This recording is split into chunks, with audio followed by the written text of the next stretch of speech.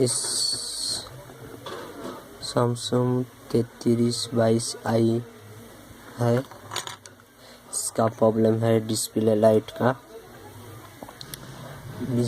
Display light के लिए ये पावर सेक्शन सब चेक कर लिया, सब ठीक है।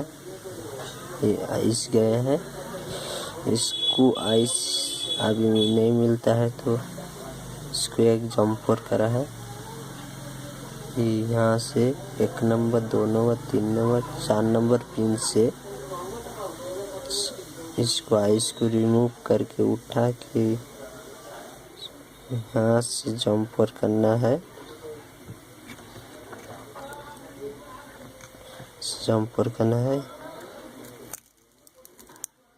यहाँ पे कीपैड लाइट का ऊपर जम्पर करना है। इसका बाद 100% आपका लाइट ठीक हो जाएगा।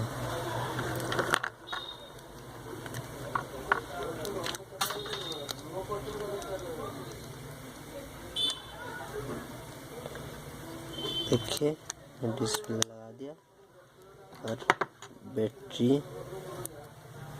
लगा के ऑन करता हूँ।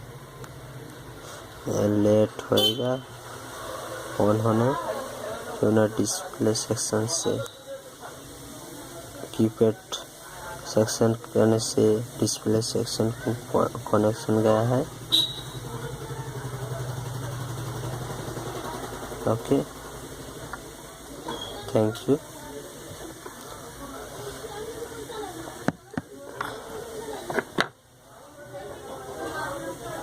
खत्म।